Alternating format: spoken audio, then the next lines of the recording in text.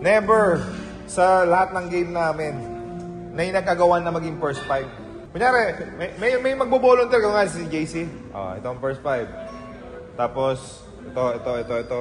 Magano? Happy lahat. Kasi pag hindi napili sa first 5. Dati, no? Mas happy pag hindi na sa first 5. Totoo, pag lahat ng game ng PBA Moto Club, nasa mall, tapos didiretso sa game. Before nga, matutulog ka pa. Oo, syempre. May routine ka pa. Magpapadala ka pa ng masahista or the stretcher sa pants. Yung iba nga, nag-ano pa eh. Parang mag-ano ka, you clear your mind. Meditate. Yun, nag-meditate ka na gagawin. Yoga pa. Yung masturbation mo, yung mga may rubber, yung mga gano'n. Ito, malupit kaya may game kami. Nung kumain ng maraming donut. Half time. Oo. Ang tayo natalo. Donut yun, loko-loko yung sa ano tayo. Yung sa pizza yun. Pizza. Pizza. Oo. Fried chicken. Pizza pala. Hayop kayo, ako pinagbintangan yung sa kami natin. Manood si Raulo kayo. Si Billy may kasalanan. Ay, pati nanonood lagi si Billy. First of all, Billy, we miss you. We miss you, man. Praise God na okay na. Happy kami na okay na lahat, di ba? So, Billy, Mama Ril, we miss you. Coach Billy. Coach Billy. Thank you. Amazing. See you soon, my boy, Billy. I'll send you the picture. I'll send you the picture ng kusot ko. Bully, baka naman ha, alam na yan. Ang sabi? Sa akin, ang sabi, pre, yung cup ko ikaw na magbenta. Follow up lang. Hoy, meron tayong kwentong yeng-yaw. Ano ang kwentong yeng-yaw mo? Yeng-yaw mo, yeng-yaw. Yeng-yaw. Meron kaming game against Korea. May sinet na play para kay Jaire. Alam na si Jaire, hindi naman titira. Hindi naman titira si Jaire. So, pag reverse sa akin ng bola, staggered screen kay Jaire. Nag-follow yung tao niya. Ano ang reads pag nag-follow? Curl. Nag-curl. Nag-follow sa kanya. Wala shooting si Jaire. Alam na. Sabi ko, curl. Huwag ako map out. Hindi ko binigay. Sinigawan ako ni Coach Yeng. Ibigay mo bola. Parang tagal daw sa akin ng bola, pinapakurl ko. Tapos sa turnover, nag-time out. Special time out. Nag-time out si Coach. Ibigay mo kay Jairo yung bola. Nagpa-out na, libre na, ayaw pa ibigay. Coach, pinaka-curl ko kasi yun ang read ko eh. Si Ryan, alam nito. Pagtapos ng time out, sumasagot pa! Ano na? Attorney yata!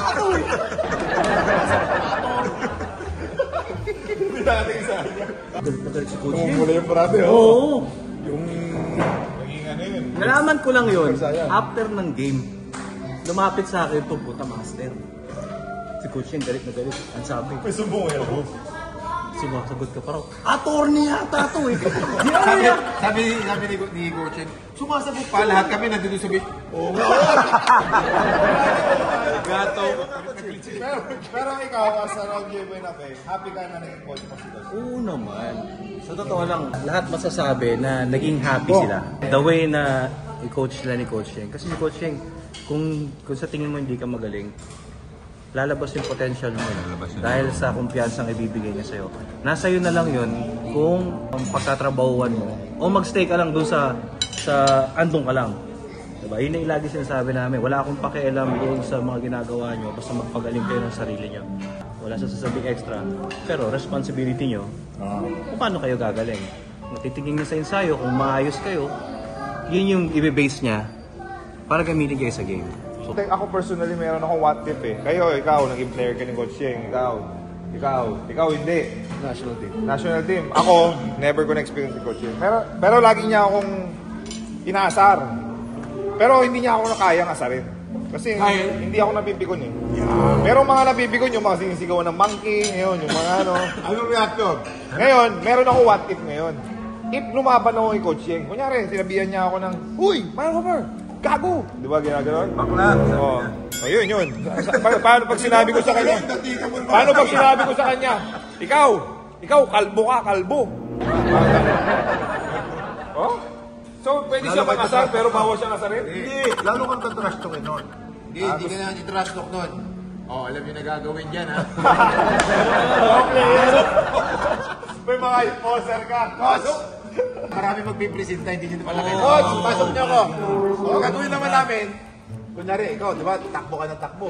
Dadaling kita doon kay, kunyari si Billy, dadaling kita kay Billy. Si Billy na Bubel babagkas. ka. Si Bubel ka yung player niya Pero na, magkakagal eh. bagka lang naman eh. Sa Rain or Shine, sila PJ, yan. Sila JJ. Kailangan may magawa kami na para ma-off yung laro nila. Katulad nito, pipisikalin, babanatan.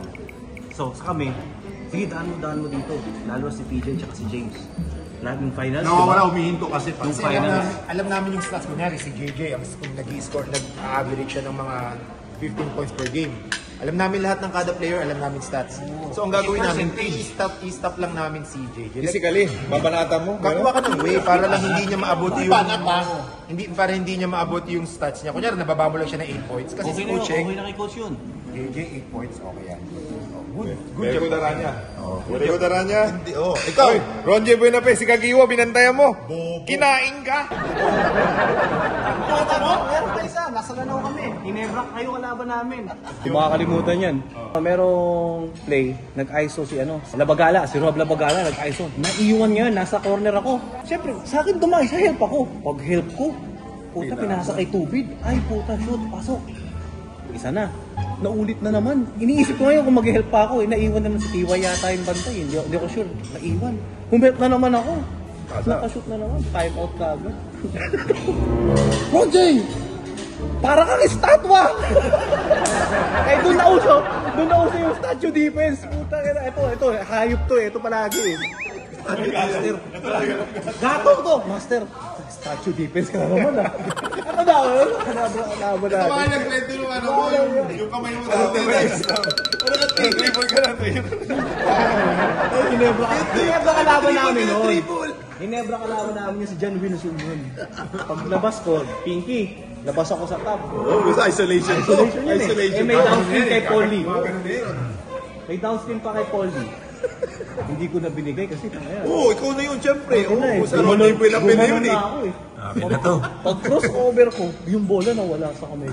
Pag overlay up yung Wilson. Time out. Wala!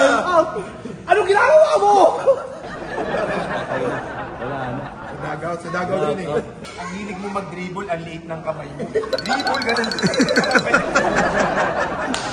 Dribble, ang liit ng kamay mo. Ang hilig mo mag-dribble. Mr. Dribble! Meron pala. Talk and text, nasa Cagayan de Oro kami. Half time, galit na galit si coach, tambak kami. Eh, di ba, low ceiling lang yung Tayo, tumama yung ulo ni coach sa ceiling.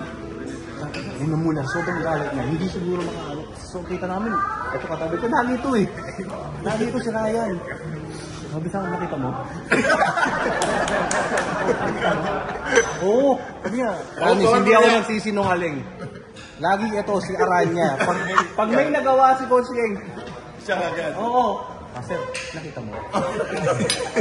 Master, sabi ni Coach Yeng, Sul! pero lahat yun, kaya nag-band yung team namin sa kagaganan namin. Iba yung naging, yung banding namin. Ito ang facts. Ito ang totoo sa PBA ngayon. Kayo lang, Rain or Shine lang, ang nag-iisa na independent na huling nag-champion sa PBA. Alam niyo kung bakit? Dahil kay Coach Yeng. Exactly. We have seen that your team really was a two-way team, really good on their offense and really present on their defense. But what are you most proud of coming into the finals next week? Well, I'm really most proud of the resiliency of the team. I haven't been practicing with them the last few days. I'm really busy with my campaign. I just come to the games. So I like to give credit to the coaching staff. They prepared this team really well. And the players themselves are motivated. May kwento ko yun. Si Paul na injury. Nag-press release na si Coach Yeng. Sinabi ko magcha-champion tayo kahit wala si Paul. Tag out na kami. Supportahan niyo yung sinabi ko. Panindigan niyo yung sinabi ko. Pero matinding tiwala niya sa team. Yun ang kagandahan. Yung lahat nag-step up. Kayong dalawa niyo po, pinanindigan yung extra rice niyo. Extra rice. Parang gusto ko ikwento yung kay Sharma. Meron, Sharma. Teammate ko si Sharma. Sa Rain or Shine? Hindi. Year 21. Okay. Ang Coach Yeng pala, ang dami kong experience ni Coach Yeng. Eh, Sharma ka rin, Sharma. Tayo. Carlos Arma. Nag-ano kami, kalaban namin Santa Lucia. Si Ryan Reyes. Ang ganda nung ginagawa. Burger King yan, Burger King. Burger King kami. Puro transition. Ang dami kong turnover, puro flop. Ang dami kong turnover. Opo ka naman. Ang dami sinabi ng coach yun. Wala akong choice. Kung po ako, masama na yung ano ko. Masama na yung laro ko. Lumapit sa akin si Carlo. Ngayon mo na, kilala mo naman si coach Yeng eh. Ganyan lang talaga yan. Pero makakapalik ko siya, bumawi ka. Wala pang 1 minute. 2 beses transition si Ryan Reyes. 2 beses. Nakatalikod si Carlo, nag-jogging. Nilagpasan siya. 2 beses. Galit na galit siya. Carlo! Anong ginagawa mo? Sabi ni Carlo, paglabas, ito yung bench namin. Doon lumabas, sa kabila. Pag ganun,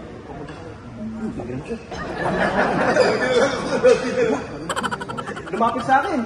Sa dulo-dulo ako ng bench, lumapit sa akin. Oh, ano sabi niyo okay lang? Ano mo lang pinalo siya? Hindi, laki lang ko. Ngayon, punta na tayo sa Roger Buenafe. Sino yung pinaka nahirapang playing years mo? Ilang years ka naglaro sa PBA? 11. Sa 11 years mo, sino yung pinaka mahirap depensahan para sa meron tayo lahat eh. One-on-one defense. Kasi yung mga defensive scheme kasi. Yun nga. Oo, yung mga kaposisyonan ko, syempre. Sino? Sina Mark, si JJ, halos lahat. Pagka nagka-isolation, alam namin saan namin papupuntahin. Pero yung mga, diba, may mga ball screen, paano namin didepensahan. One-on-one. Ibang usapan. Favorite coach? Coach Yeng. Yeng ako talaga. Worst coach mo? Pinakayaw mo. Sabihin mo lang kasi, naniniwala ka naman, meron tayong coaches na ayaw sa players. Totoo naman. Ngayon, meron din tayong players, ayaw natin sa coach natin. Hindi dahil pangit yung ugali niya, ayaw mo lang siyang coach. Dahil hindi ginagamit. Yun. Coaching din. Ilan ba? Pinakaayaw mo lang talaga. Dahil doon sa coaching style nila. Hindi ayaw yung ano lang. Huwag mo na ipagtanggol, basta ayaw mo sa Una kanya. tayo sa totoo. Totoo. Si Coach Ryan Gregorio. Pero ako, Daddy Ryan Gregorio natin. Coach Ryan naman, okay siya sa akin. Kaya lang, pag sa paggamit. Ipitan na. Anong team? Meralco. Favorite team mo? Sabihin mo siya. Breakman set talaga. Ito talaga yung pinaka... Gumaling na kasi yung up and under mo. Hindi ganun-ganon pa rin. May left and right. May Cody. Kobe Bryant! Ito lang yung wala ng defense sa big pa rin. Pero, Iikot sa kabila. Kailan mapinish yung move lang kasi may Kobe Bryant pa eh. May ikot pa isa niyo. Kasi nung pagpindot ng X, Wala na yun na yun. Diretso na yun eh. ay square pala, square. Gumanon na eh. favorite teammate mo? Babakot ko. Hindi, madami. Pagdating sa mga... Isa ka lang, favorite na eh. Wala akong Kada isang team. Dito ni kada isang team. Yung pinaka-vibe mo. Oh, 5 na. Ayaw mo kay Ryan dahil puro gato ka. Sulsul eh. Sulsul lang ayop eh. Hindi na po sasabi dati sulsul. Pag sabihin ka ni Coach Shane, gagawin si Coach Shane sa'yo. Rico, tignan mo to. Pusa nila, puro kasablay. Teammate mo nakaganto. Nakatingin ngayon para tumawa eh. Coach Tim, mahilig akong makipagbiruan eh. Si Coach Tim na, ayaw ko tuloy dahil sinabihan ko na Kay Coach Shane, hindi mo magagawa kay Coach Shane habang nag-iisa. Sino makapagsalita ka naman, kala mo lang, kadami nga yung buko. Gari ka na. Joke lang. Hindi, grabe Brad, yung bonding nyo sa team Pusa, pag isa pinapagalitan lahat, isa ka pang hayop ka, pero yung pangalan mo, tawa na tawa, di mo yung ginawa ko katataguan. Yung naalala ko nga yung Coach Yeng, out of town. Yung sira yung biglang nakasalubong ko siya after ng game. Kasi magkakasama tayo sa isang Okay, So nagkasalubong kami. Sabi ko, hi Coach. Rico, basta. Sobrang Kapatid kami. Pero pag sa game, kung ano pa nagsasabi sa akin, pagpasok ni Coach Shane sa rectangle, wala na. super saiyan na kami yun. Nahanap na yan ng technique niya. Nakagulong ka agad yun. Pati sa player niya, hindi kayo magkakaibigan ngayon. After ang game, pwede. Pero ngayon, magkakalaban din. Ayaw niya yung pagtumumba? Tayo. Kalaban mo? Ayuhanin mo. Galit na galit sa akin. May hindi ka ganun. Pero pag ganun ko, tapos sprint ka agad ako. Sa galo. Kasi pag nalit ka ng onti, wala. Ang gusto niyang gawin, kunyari, tulungan mo, biglang pag-ano ng bitawan mo. Para sa Natutuwa yun sa ganun. Oo, na automatic. Kasi sinisira mo rin yung laro naman. Kasi kukuha ka ng edge sa game. So, ang Ron J. Buenape, ano nang pinagkakabalaan niya after basketball? Kasi alam mo, sa PBA Moto Club nila nakikita yung after ng basketball career natin. Ano na yung Bruce lang ako. So, kamusta Ron J. Buenape ngayon? Ngayon, nandito ako sa Dubai, meron kaming event company. So, yun muna yung tututunan ko ng pansin. Organizer! Huh? Taga-organize. Ayun, yun yung tututunan ko ng pansin ngayon. Basta kami dito sa PBA Moto Club, anytime mo kami kailangan. First event ko ba ito? Ito first event namin. Sure, si Ron J, syempre, namimiss din yung family niya kasi nandun yung wife. Baka may gusto kong sabihin. Baka nanonood sila. Yes, yung wife ko, wait ka lang, chill ka lang dyan, at malapit na kayo pumunta rito. I miss you guys. Alam mo yan, mahal kita. Miss you. And my kids, Ate Cheska, si Ate Tintin, and Baby Bella. See you soon. Sali pala ako. Cameraman ka. Ako nga po pala yun. Okay, Ron J. Buenape, you are amazing!